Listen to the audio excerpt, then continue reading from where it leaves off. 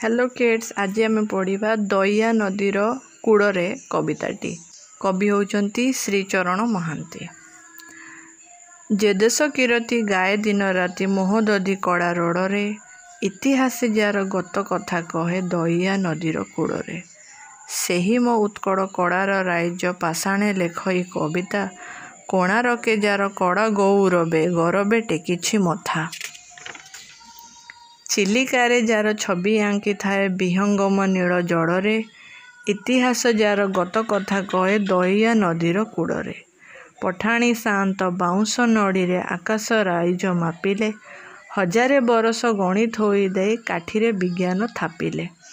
अंधारी मुलके आलुओ जाड़िले, निज पुथी ज्ञान बड़रे, इतिहास जार गत कथा कहे दया नदीर कूड़े। अतीत आमर गौरवे भरा महत जनक पाहिरे, आमे कि भूलिबा जाति गौरव से कथा कि मने नाही रे। आगेई चलिबा जाति प्रीति प्रेम बड़रे, इतिहास जार गत कथा कहे दया नदीर कूड़े।